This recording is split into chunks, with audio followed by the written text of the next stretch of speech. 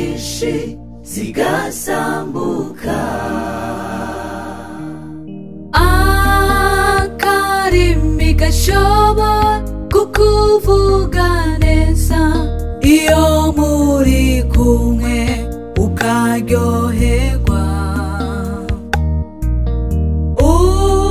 ukishima ati ufise injuti yo kumutima itazoguhemukira.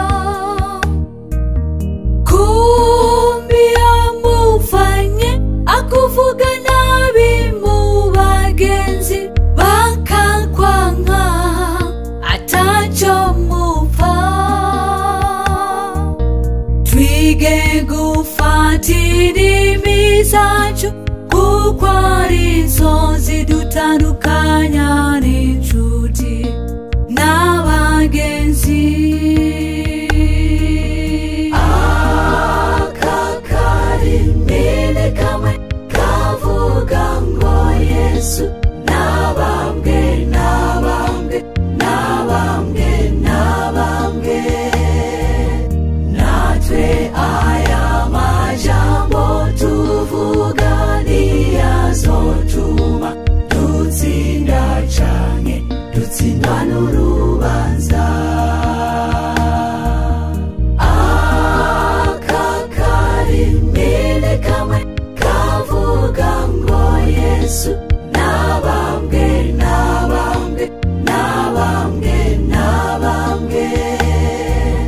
Natwe aya majambo tuvuga niyazotuma dutsinda canke dutsindwa n'urubanza.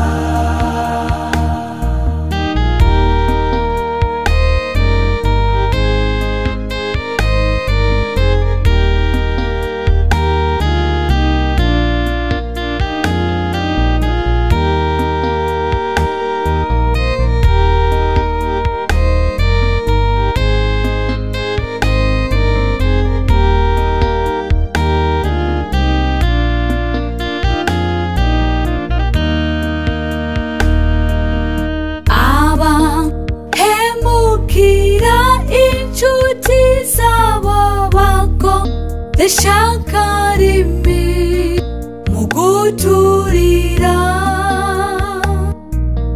Abantu benshi ntibakivugana kubera akarimi kagiye kuvuga ivyo katatumwe. Akarimene kamwe kavuga ngo Yesu nabambwe, nabambwe, nabambwe, nabambwe. Natwe aya majambo tuvuga niyazotuma dutsinda canke dutsindwa n'urubanza.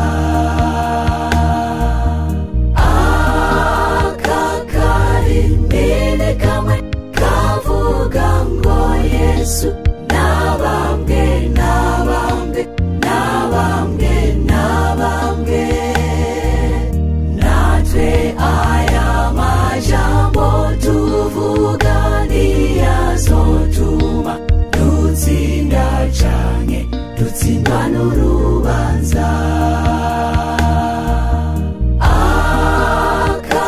Akarimene kamwe kavuga ngo Yesu